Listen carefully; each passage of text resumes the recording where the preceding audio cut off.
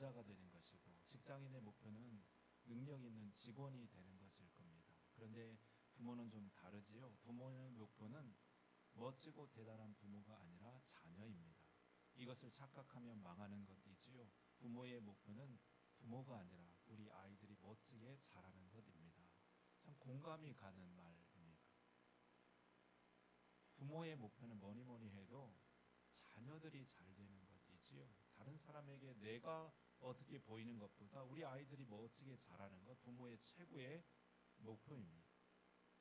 근데 문제는 이게 쉽지가 않다는 겁니다. 어떻게 하면 아이를 잘 낳고 잘 키울 수 있을까요? 요즘 젊은 부모들은 그래서 공부를 한답니다. 시중에 이런 책들도 많지요. 때로는 주변에 부모들이 하는 것을 참고하기도 합니다. 아이 친구 부모들의 얘기를 듣기도 하고, 또 또래 친구들과 같은 유치원, 같은 학원에 보내기도 하고 정보를 나눕니다. 그런데도 부모에게 자녀 교육은 여전히 큰 숙제입니다. 더군다나 우리는 믿음의 가정의 부모들이지요. 하나님을 믿는 할아버지 할머니들입니다. 그러니 일반 가정보다 믿음의 가정이 부모 된다는 것이 얼마나 더 어려운 일인지요.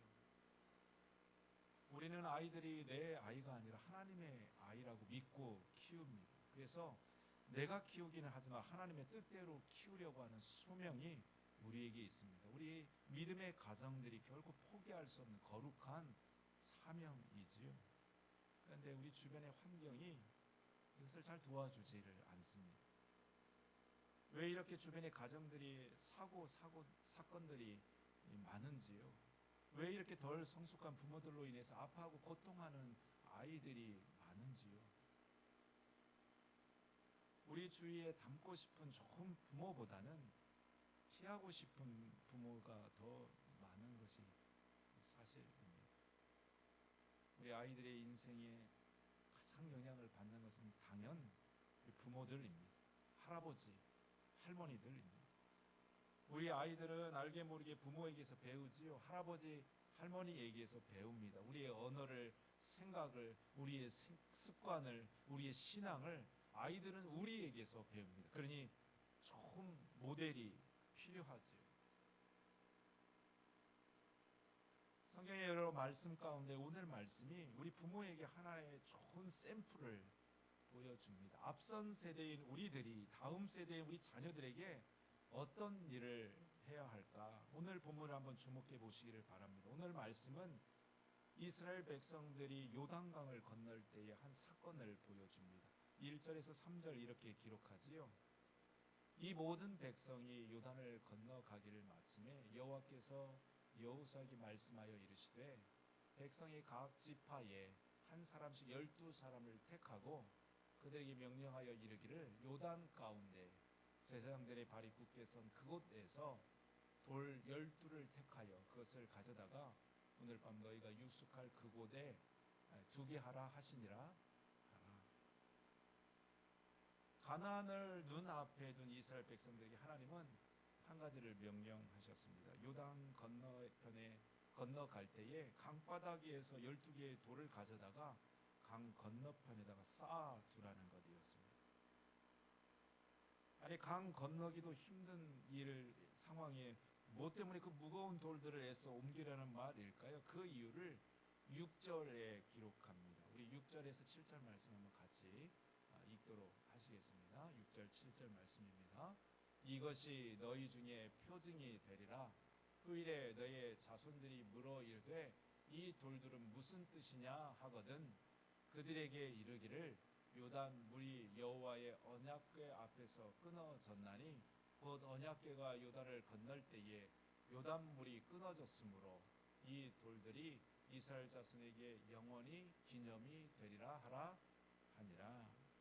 나중에 자녀들이 그들에게 묻게 될 것이라는 것이죠. 도대체 이 쌓아놓은 돌들이 어디에서 온 것입니까? 그때 자녀들에게 대답해 주라는 것입니다. 우리들이 가나안 땅에 들어왔을 때 하나님께서 요단물을 마르게 하셔서 마른 땅을 밟고 건너게 했던 표징, 그러니까 증거 삼아 보여주라는 것입니다. 이것은 이스라엘 부모 세대에게 하여금 다음 세대에게 증거 삼으라 말씀하신 것입니다.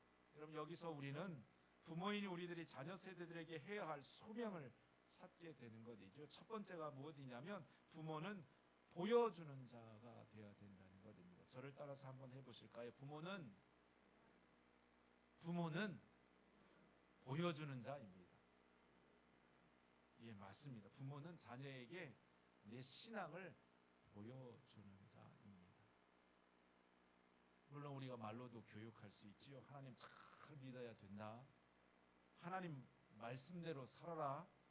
성공보다 신앙이 우선이다. 다른 사람 잘 대해주고 소중히 여겨라. 꿈을 더 크게 가져라. 두려워하지 말고 최선을 다해라. 정직하게 살아라. 우리가 얼마나 많은 말을 자녀들에게 하는지요. 우리는 그것을 교육이라고 생각하고 잘 가르친다고 생각하지만 사실 보여주는 것만 우리 자녀들에게 남습니다. 좋은 말도 자꾸 하면 듣기 싫고 잔소리가 되는 것이지요. 하나 남지 않습니다. 그러니 우리는 말보다는 보여줘야 합니다. 오늘 말씀대로 말한다면 증거의 돌무더기를 잘 쌓아 올려야 됩니다. 그러면 우리 자녀들이 우리에게 물을 때가 올 것입니다. 이 돌들이 뭐 때문인가요? 엄마 아빠 왜 하나님을 믿어야 되나요? 할아버지 할머니 왜 교회는 다녀야 되고 세상이 아닌 하나님의 말씀대로 살아야 되나요? 물론 직접되고 우리에게 묻지는 않겠지요. 그러나 속으로 그들이 물을 것입니다. 그때 우리의 자녀들은 부모에게서 배웁니다. 아, 신앙은 이렇게 하는 것이구나. 그래서 하나님을 믿어야 되는 것이구나. 그래서 믿으려면 내 부모같이 할아버지 할머니같이 믿어야 되는 것이구나. 그 일을 위해서 우리는 삶으로 보여줘야 됩니다. 하나님에 대해서, 교회에 대해서, 세상 성경의 가르침에 대해서 부지런히 내 신앙을 바로 쌓아 올려야 합니다. 사실 자녀들이 부모에게 보여주기를 원하는 것은 완벽함이 아니지요. 자녀들도 부모들의 부족함을 잘 압니다. 부모가 세상의 전부인 것은 사실이지만 부모가 하나님이 아니라는 것을 그들도 잘 압니다. 단지 그들이 보고픈 것은 부모의 성실함이지요. 부모가 믿고 있는 바를 정직하게 살아내는 열심과 몸부림을 보는 것입니다. 그러면 그것을 충분하지요. 우리 아이들은 그것에서 참 많은 것을 배웁니다. 여러분 잊지 마십시오. 부모는 말하는 자이기보다는 보여주는 자입니다. 그러니 말은 좀 우리가 좀 줄이고 삶으로 신앙을 돌무더기를 열심히 쌓아 올리기를 힘쓰는 우리 모두가 될 수 있기를 소망합니다. 또 부모는 어떤 자들일까요? 두 번째, 부모는 기억을 남기는 자입니다. 저를 한번 따라서 해보시죠. 부모는, 안 따라하시는 분이 계셔가지고, 부모는 기억을 남기는 자입니다. 오늘 보면 6절 말씀에 한 단어가 나오죠. 표정이라고 하는 단어입니다. 6절 말씀에 이것이 너희 중에 표정이 되리라. 이 표정은 기념 증거라는 뜻입니다. 한마디로 잊지 않도록 기억나게 하라는 뜻입니다. 그래서 7절에 쉬운 성경에 이렇게 기록하고 있죠. 이 돌들은 이스라엘 백성들에게 이 일을 영원토록 기억시켜 줄 것이요, 기억시켜 줄 것이라 말씀하는 것이지요. 저도 저희 부모님에 대한 기억이 있습니다. 한밤중에 홀로 일어나셔가지고 골방에서 기도하시던 그 어머니 모습의 기억이 있습니다. 아무리 바쁘고 힘들어도 주일 예배는 빠지지 않으려고 서두르시는 그 아버지의 모습이 있습니다. 아픈 아이의 배를 쓸어 내리면서 찬송을 부르시던 그 할머니의 모습, 그 기억, 짧은 기억이지만 그 머릿속의 기억이 아직도 남아 있습니다. 그래서 가끔 삶이 힘들고 어려울 때마다 그 생각하지요. 아, 내 어머니도 그때 그러셨겠구나. 내 아버지도 할머니도 그때 그런 마음이셨겠구나. 때로 그 기억들이 힘들 때, 힘든 나를 다시 일으켜 세워내고 용기를 내게 하고 힘을 얻게 되는 에너지가 될 때가 있습니다. 하나님이 이스라엘 백성들에게 그 부모 세대에게 돌을 옮겨 쌓아 놓으려 하던 그 이유가 바로 여기에 있지 않을까요? 그 돌을 보면서 우리의 부모들이 그랬었겠구나. 그 생생한 삶의 모습들을 그들이 기억하게 하기 위한 것입니다. 여러분, 나는 내 자녀들에게 어떤 기억을 주었었는지, 지금 어떤 기억을 그들에게 남겨주고 있는지요. 그들이 나중에 나의 모습을 떠올리며 어떤 모습을 그들은 생각하게 될런지요. 신앙은 한다지만 밤낮 불평하고 근심하는 그 모습을 우리 자녀들이 기억할런지, 교회는 다니지만 세상 일에 더 바쁜 나의 모습을 그들이 기억하게 될런지, 삶의 위기 앞에서 정직하지 못한 그 모습들을 아이들이 떠올리게 될런지.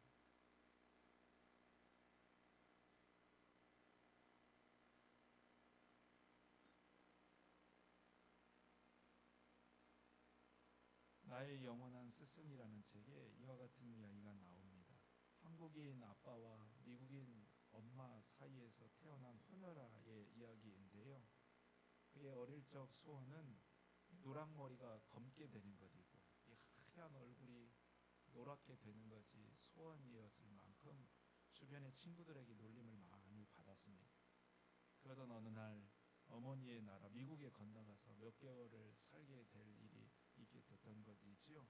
한국에서도 놀림을 받았는데 미국 가서는 또 어떨런가, 그냥 첫 등교 날부터 마음이 그냥 콩닥콩닥 뛰어서 불안해서 그 학교를 가게 되었지요. 엄마하고는 영어로 몇 번 이렇게 영어로 대화를 하는 그 경험은 있어서 영어 공부를 따로 한 적이 없었습니다. 그러니 첫날부터 창피를 당하면 어떻게 하나 그 마음으로 학교에 가게 되었는데 첫 수업부터 선생님하고 눈이 딱 마주치게 된 겁니다. 그러니 선생님이 대뜸 하는 말이, 요셉 앞으로 좀 나와볼래? 얼굴이 빨개져가지고 앞에 나갔는데 대뜸 선생님이 칠판에서 분필을 잡아보고 뭐를 써보라고 하는 것입니다. 속으로 이 선생님 너무나 잔인하다, 뭘 시키려고 그러나 난 이제 틀림없이 웃음거리가 될 거다, 그 생각으로 있는데 선생님이 반 아이들에게 한마디를 하셨으면, 너희들 전에 내가 얘기했지? 요셉은 한국에서 선교사님 부모로 자녀로 있었던 아이야. 요셉은 한국어를 참 잘한단다. 요셉아, 네 이름을 한국말로 한번 적어볼래?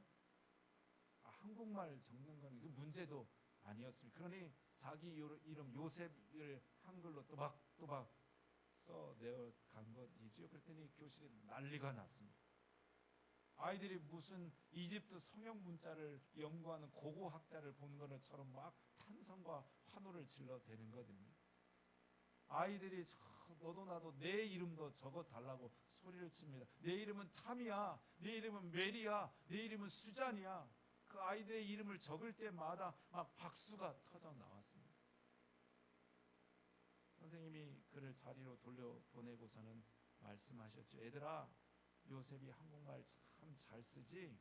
너희들도 선교사가 되려면 다른 나라 말 이렇게 잘 해야 되는 거 알았어? 그는 그날의 그 기억을 평생 잊을 수 없다고 했습니다. 늘 근심으로 호녀라라고 하는 그 열등감 속에 살았던 그를 기쁨과 자신감으로 바꿔 놓았던 그 노랑머리 선생님의 그 모습을 평생 잊을 수가 없었습니다. 그래서 힘들고 어려운 순간에 그 모습을 떠올리며 다시금 일어서고, 대학 내내 장학금을 타는 것도, 유명 대학의 최연소 박사학위를 따내었던 것 다 그 노랑머리 선생님 그 모습 때문에, 그 좋은 기억 때문이었다 하는 말합니다. 여러분, 좋은 기억은 이렇게 우리에게 힘과 용기를 줍니다. 여러분, 우리의 자녀들도 부모의 좋은 기억 때문에 다시 일어설 수 있는 용기와 믿음을 얻을 수 있다면 얼마나 행복한 일일까요? 저와 여러분이 우리 자녀들에게, 손자들에게 좋은 기억을 남겨줄 수 있었으면 좋겠습니다. 그 일을 위해서 신앙의 좋은 기억들을 많이 쌓기를 힘쓰는 믿음의 세대 될 수 있기를 축복합니다. 마지막으로 한 가지를 더 살펴보려고 합니다. 24절에 있는 말씀 이렇게 기록합니다. 이는 땅의 모든 백성에게 여호와의 손이 강하신 것을 알게 하며 너희가 너희 하나님 여호와를 항상 경외하게 하려 하심이라 하라. 여호수아는 오늘 4장의 말씀을 마치면서 24절 마지막 절로 이스라엘이 요단의 돌을 쌓게 한 다른 이유를 또 설명합니다. 그것은 이스라엘의 다음 세대들이 가나안 땅에 들어가서 그들이 하나님 말을 경외하며 살게 하기 위한 가르침이었습니다. 부모 세대가 언제까지나 자녀들의 내일을 책임질 수는 없는 것이지요. 그러니 그들 스스로 자신들의 삶과 신앙을 책임지는 세대 되게 하라는 것이었습니다. 여러분, 여기서 우리는 또 다른 부모의 소명을 발견합니다. 부모는 다음 세대를 세우는 자 되어야 됩니다.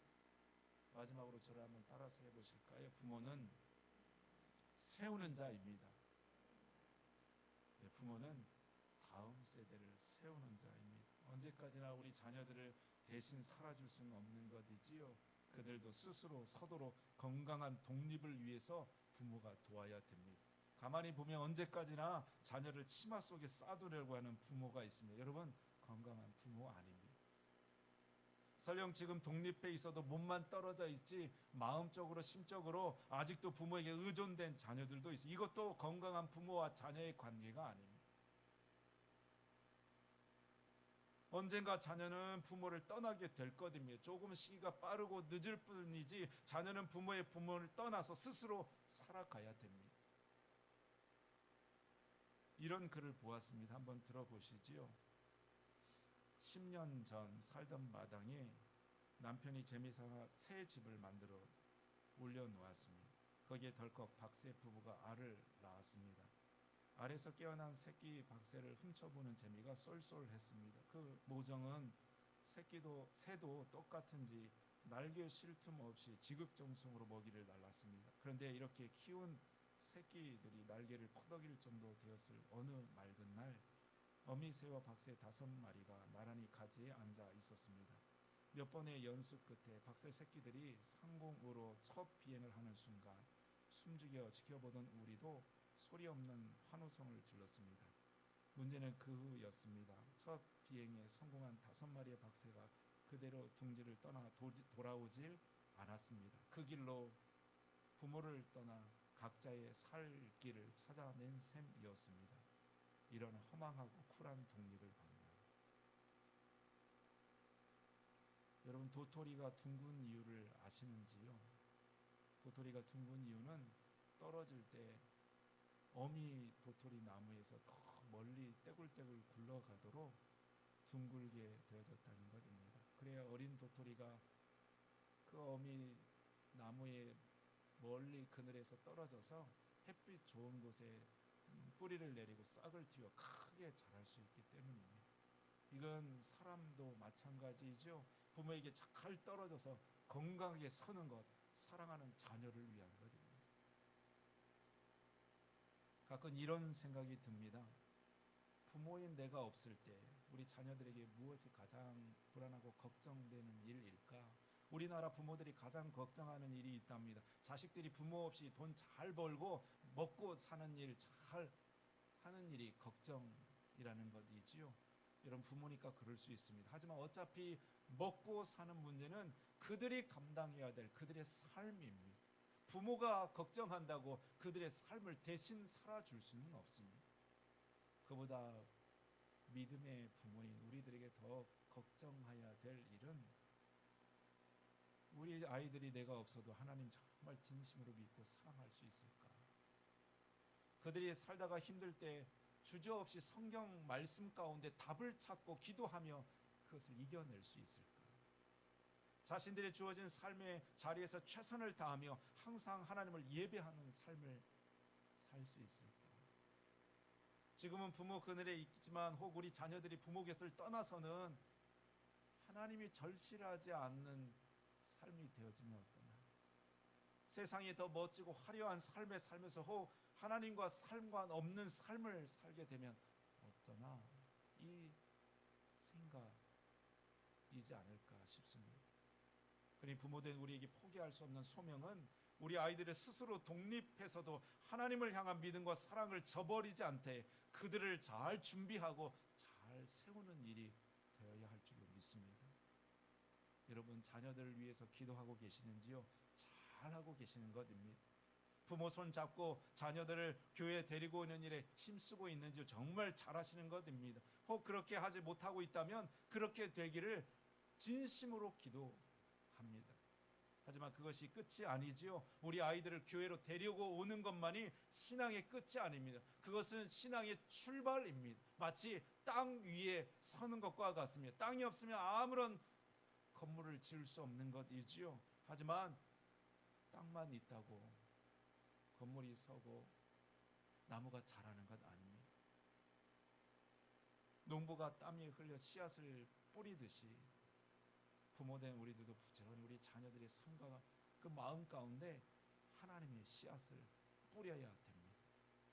그것을 오늘 말씀을 세 가지로 가르쳐 주고 있죠. 첫째는 자녀에게 부모의 신앙을 보이는 자 되어야 된다 말씀합니다. 두 번째는 아이들에게 좋은 기억을 남기는 자 되어야 되고, 마지막 세 번째는 다음 세대를 건강하게 세우는 일에 우리가 힘써야 될 것을 말씀합니다. 바라기는 저와 여러분이 이스라엘 앞선 세대와 같이 하나님의 증거의 돌무더기를 잘 쌓아 올림으로 우리 허락한 부모의 사명을 성실히 감당하는 믿음의 세대 되어지기를 우리 주님의 이름으로 축복합니다. 기도하겠습니다. 하나님